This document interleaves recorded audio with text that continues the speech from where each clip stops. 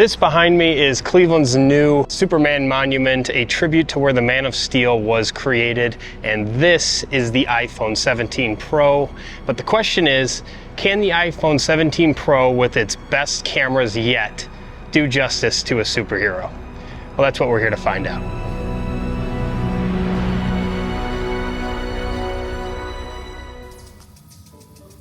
So instead of testing it in studio, I'm headed to the heart of Cleveland to see how the iPhone 17 Pro really performs in the wild. There's going to be some wide city shots, dramatic angles, and difficult lighting. This is a real-world camera test and also a photo adventure.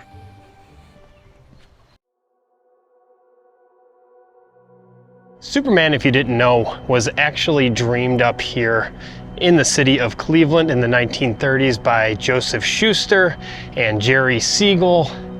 And now that monument down here kind of stands as a testament to their legacy and their dream of Superman. And it's somewhere down here, we just need to find it.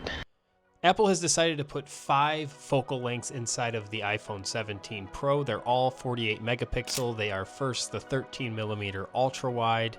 Next is the standard 24mm one-time zoom. 2 times that is the 48mm. Next is the 4 times 100mm, and lastly, and my favorite, the 8 times 200mm. So photographing downtown areas is typically very tough with your iPhone.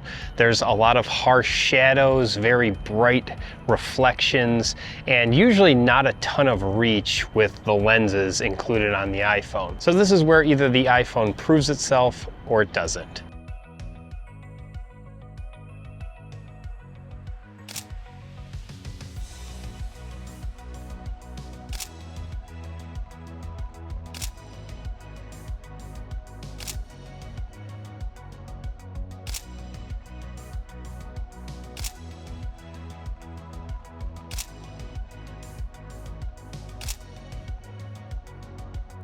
And to help assist with my photography on the iPhone 17 Pro, I'm going to be shooting in RAW mode at 48 megapixels. Shooting in RAW really helps pull more detail out of the shadows and the bright areas, more of the contrasting areas of a photo. You do have to do a little bit more post-producing, which is kind of the drawback from it, but if you're really using this phone for photography, it is a must-have setting. All right, I found out where the monument is, so we're gonna head over there. We were a little bit off in our idea of where it was, but no problem. We figured it out, and we're gonna head there now. Pretty cool, huh? Yeah. First time you seen it, or? Yeah, well, first time I seen it in live. Yeah. I seen pictures from friends, okay? Okay. But I never came down here myself. Gotcha. So yeah, this is pretty cool. Yeah, they did a good job. I like the location too. So after finally seeing the monument in person, it made me realize that the monument isn't just about a superhero. It's about your imagination meeting reality. Superman was born here in Cleveland, simply 2 friends with a dream that changed the world. Every big idea starts small, so if you've got one, chase it.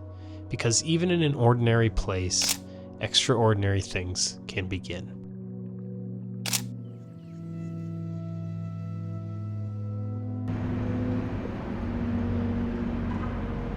You can get some pretty cool angles from here in the wide.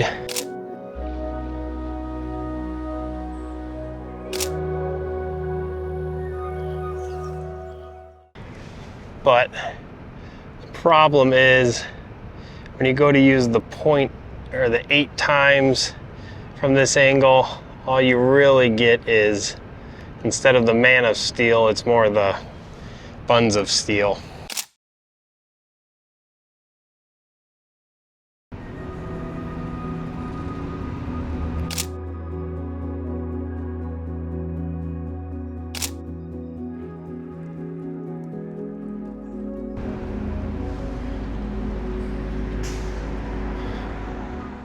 All right, so I'm back home now in my studio, and I wanted to go over just my initial thoughts and reflect on some of the images that I shot throughout the city today, and First off and foremost, I was really impressed with how a lot of these images turned out on my iPhone, especially these 200 millimeter 8x zoom ones. I loved these. This is something that I could have never pulled off with my iPhone 15 Pro, especially these shots where the terminal tower is kind of blurry in the background with the Superman monument in focus in the foreground.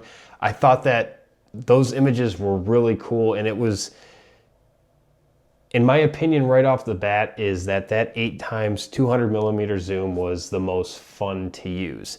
Now, one of the defects or, downsides of using an iPhone is that holding this thing at 200 millimeters like this, I mean, if you move even a little bit, your image is going to be blurry.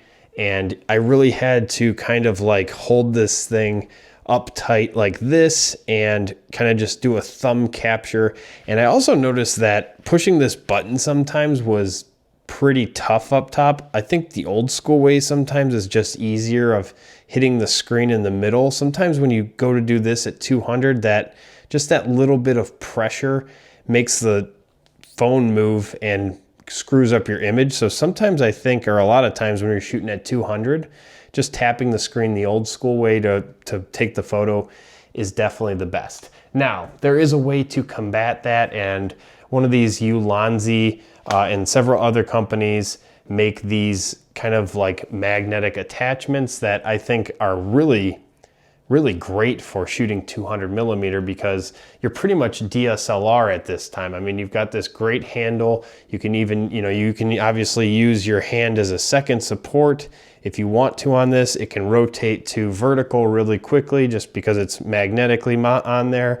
This is a Bluetooth connectivity to the iPhone, so you don't have to worry about hitting something on the phone. You just press the button like you normally would on a mirrorless camera and pictures taken. This is detachable on the Ulanzi one, which is awesome if you want to take like selfies or like a picture of your family, and it's rechargeable via USB. So I have this link down in the description if you're interested.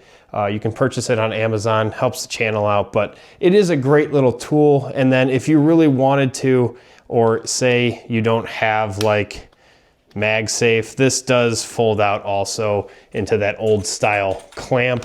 But on the iPhones, the newer iPhones, they now have that button up there, and the old style clamp is super annoying to use. So the MagSafe is definitely the route to go, in my opinion. And I mean, it's on there pretty good. It's not going anywhere. But just my thoughts. I kind of wish I brought that with me because I did really enjoy shooting at 200 millimeter, but I did have to take a lot of photos because I was so shaky. So something to definitely think about if you are in the downtown area or you think you're going to be using that 200 millimeter 8x zoom lens. But all in all, being in Lightroom, I thought that you could pull a lot of the shadows up, and you could darken or, subdue some of those super bright areas from where the sun was reflecting really well in Lightroom, shooting in that raw 48 megapixels. I'm really excited to use this in the future, but I'm even more excited to know what your thoughts were on the images throughout this video. Please let me know in the comments below. I'd love to get your viewpoint on how those images turned out.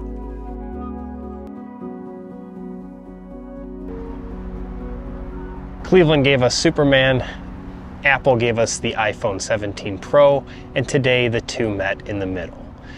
If you're upgrading from the iPhone 15 Pro or older and you want to upgrade just for the camera, the iPhone 17 Pro is definitely worth it. And if you're ever in Cleveland, stop by the Superman Monument. It is a reminder that world-changing stories sometimes happen in the most unexpected places.